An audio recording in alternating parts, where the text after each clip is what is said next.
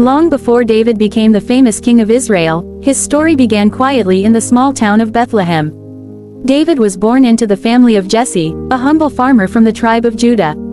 Jesse had 8 sons, and David was the youngest of them all.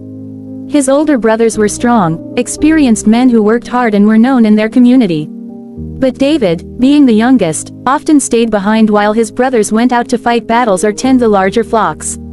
From his earliest days, David had a heart full of music and faith. He loved to sing songs to God as he watched over his father's sheep on the hills of Bethlehem. When the sun set and the stars filled the sky, David would take out his harp and play beautiful melodies, lifting his voice in worship to the Lord. Even in his youth, David understood that God was real and close to him. He saw God's power in the beauty of nature and felt his protection whenever danger came near. David was not only a musician, he was also brave and skilled. As a shepherd, he had to protect his sheep from wild animals that came to attack. One night, a lion grabbed one of the lambs from the flock. David ran after it, struck it, and rescued the lamb from its mouth. Another time, a bear came out of the woods to steal a sheep, and David fought it off with his bare hands.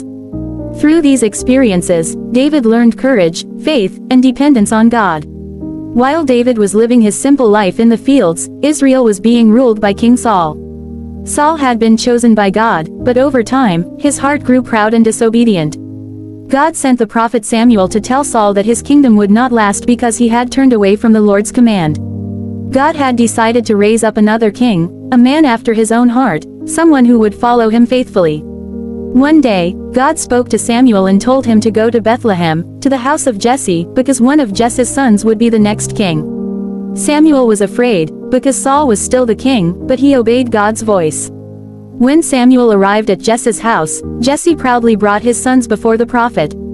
The first son, Eliab, was tall and strong, and Samuel thought, surely this must be the one God has chosen. But the Lord said to Samuel, do not look at his appearance or height, for I have rejected him. The Lord does not see as man sees. Man looks at the outward appearance, but the Lord looks at the heart. One by one, Jesse brought 7 of his sons before Samuel, but God did not choose any of them. Finally, Samuel asked, are these all your sons?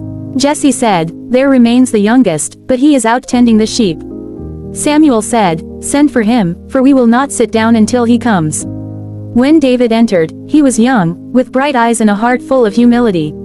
God spoke to Samuel's heart and said, rise and anoint him, for this is the one.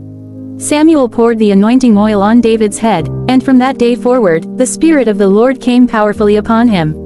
Even though David had been chosen by God, he did not immediately become king.